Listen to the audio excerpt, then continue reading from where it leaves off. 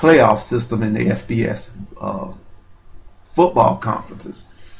Now, the new semifinals, what I like about it is the new semifinals will be played on December the 31st or January the 1st.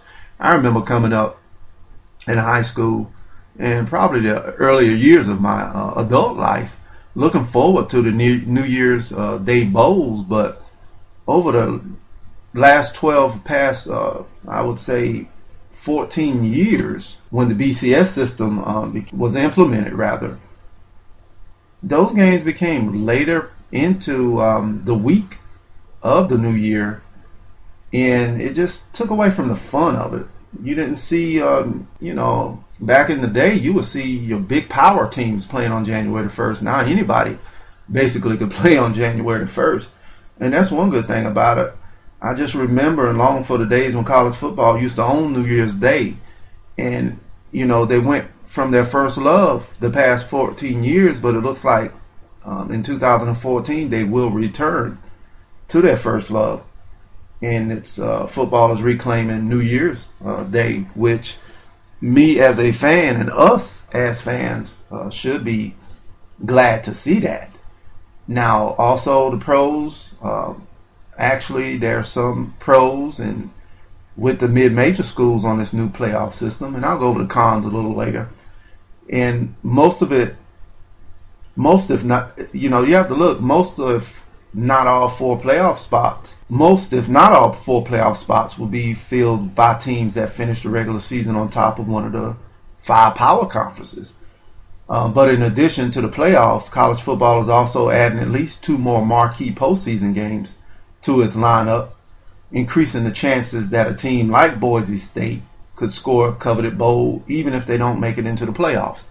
And what I'm saying is that you hear a lot of coaches moaning and griping and moaning that we should have played played in a BCS title game, or in this instance, you're going to see some of them moaning that we should be in a 4-team playoff. But now the college presidents and athletic directors are going to tell them, hey, simmer down, just look at the big picture. We getting some money on this train now. Shut up. We getting, your bonus is going to be reflected on getting to a nice bowl instead of getting to a BCS bowl, which may not be attainable anyway for you at Boise State or one of your mid-major colleges. So just shut up and enjoy the money train and let's move on. And that's what you're going to see a lot of. You're going to see a less amount of bickering. You're still going to have teams that feel like they should be in a 4-team playoff, and that's going to get to my cons. The con and the negative of it, the loser of it all will be the number 5 team. Now, we are so used to the number 3 team complaining that they didn't get into the BCS title game. Now that privilege is going to go to the number 5 team, because that's going to be the team on the outside looking in and won't be competing in the playoffs. So that number 5 team is now going to be doing the bickering that the number 3 team used to do, because they're on the outside looking in. There's plenty of football programs that believe, in fans, of course, like I stated earlier, that believes the 4-team playoff format should be increased. And I said a few weeks ago on one of my shows that a lot of these college football teams are now playing 12, some 13-game schedules, and the majority of them are playing 12-game schedules. And it's getting a little ridiculous because the NFL, a non-NFL playoff team, plays 16 games per season. So when you start getting in that 12th game, you're just playing 4 less games than an NFL team, where the average player is making millions of dollars and a college football player is making nothing. So the more games these players play, the more they risk a serious career-ending injury. So, they're taking all of the risk, and the conferences and schools are making millions and millions of dollars. My thing is that a lot of fans just sit back and say there should be a 16-game playoff. The ridiculous one I've ever heard was 64 games like the basketball season. football teams cannot play 2 games per week. It's impossible. It's impossible. I know people will say, well, hockey players do. This is football. This is football, my friends. So there's no way possible. No way possible. I think you'll ever see anything past. I think they may go later on down the road. They may go to an 18, but I don't think you'll see it past 8 at all. I would be very surprised to see that. The only way I could possibly see it if they turn, well, never mind. That's a subject for another day. Now, another loser, the con of the new playoff format would be mid-majors, even though they are still bowl eligible. They are still bowl eligible. Smaller schools and smaller conferences really don't stand a chance getting into this 14 playoffs. My theory is the only way is if your power conferences, 1 or 2 of them, have a down season, which is unlikely because remember there's 5 power conferences and only 14 playoffs. So you're gonna have to pray that 2 teams. The mid majors are gonna have to pray that 2 teams. So 2 conferences just have a subpar year. It can happen, but I doubt seriously if we see it anytime soon. The criteria also used for selecting the 4 teams are the same used, I stated that earlier, currently with the BCS system, which heavily favors power conferences or power conference teams. So they heavily favor that already, and it's still going to heavily favor it because they use the same computer metrics. So nothing changes there. Also, when you look at the loser, you have to look at you and myself, the fans. Now, the average college football fan already hate the current BCS system, which the new 14 playoff, like I stated, uses the same computer metric. They didn't veer too far away from it. The only difference is the 3rd and 4th team are added. Remember, that's the only significant difference between the BCS format, the BCS Bowl Championship Series, which this will be the final season for that, and the 14 playoff system, which begins in 2014, the postseason of the 2013 season, is going to be the extra 2 teams, number 3 and number 4. Like I stated earlier, number 5 is going to be the team from on the outside looking in. The number 5 team is technically the new number 3 team. That's all they are. They're just, and you didn't hear me. If you didn't hear me correctly, the number 5 team, I'm not trying to confuse you, is going to be the new team on the outside looking in, like the number 3 team used to be. So that's going to be interesting to see who's going to be the first number 5 team. And certainly they're going to be the one of the power conferences.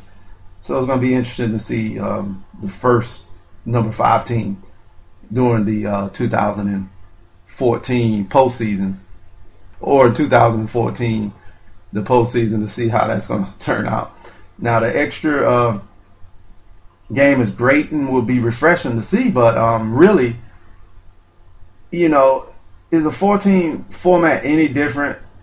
And to me, it's just, I would have to say no. A lot of people are going to say it's really, to me, it's really the 14 format. Is this something to get excited about? Something that took over 100 years to get initiated, to get started, a playoff for the FBS college football teams? I would say it's nothing to get excited about. It's a little refreshing to see. Just because it's refreshing to me doesn't mean that I'm going to get excited about it. So let's not get it twisted. Just because something is refreshing and new doesn't mean that I'm going to get excited about it. It doesn't mean that you're going to get excited about it. So it's going to be a little different. It's going to have to grow on us a little bit, but the BCS did for 14 years. So it just remains to be seen how that turns out. Now, and also a lot of programs, like I said earlier, already playing 12-game schedules. So I'm fine with this, but I'm not in favor of an you know, like I said, I wouldn't be surprised to see an 18 playoff system somewhere down the road. But I'm really not in favor of too many extra games, because the biggest winner, it will always be the schools, the NCAA, the college presidents. They're going to be the big winners with it all, with the divvying up of the revenue that's going to be generated from this playoff. So, you know, I'm always, you know, look at that as a negative. The more teams that you place into it, the more the players lose out, you know, because they are, of course, every extra game they play, they are, you know, we say, well, we know they're in school to get an education, to have something to fall back on, but every game that they play, every extra game they play, they can, basically they're risking, the players are taking all the risk. They are risking a career-ending injury. When you start looking at getting into 13, 14, possibly 15 game seasons, they are playing a few games less than your NFL non-playoff team. And I think that's a little ridiculous. Now, my thoughts, the cons also is that the negative of this new playoff system is the integrity of the sport is in danger. And what do I mean by the integrity of the sport is in danger?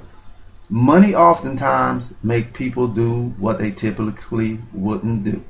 Let's take a look at the Penn State situation, where the love of money and prestige kept a group of men from thinking straight and making the right decision to report a pervert such as Jerry Sandusky. Now, my biggest fear in this new college playoff system is that the pool of playoff money may lead to more behind the door shady dealing. I'm not saying that it will, but it just opens that door. It just opens that avenue. It opens that avenue for behind the door shady dealings. We've seen this situation with the Fiesta Bowl. So don't tell me that it can't happen. Illegal recruiting, because there's so much money involved. And I'm not saying anything disrespectful about any of these five power conferences, but it's just like I said, opening that door, that opportunity for this to happen. And last but not least, corporate influence. Like I stated several occasions on my show, and if you want to listen to past broadcasts of this fine show, you can go to my YouTube channel, Babethomherman. And I said it before, the nickname for most of these bowls, I call them corporation bowls, because the corporate world dictates these bowls.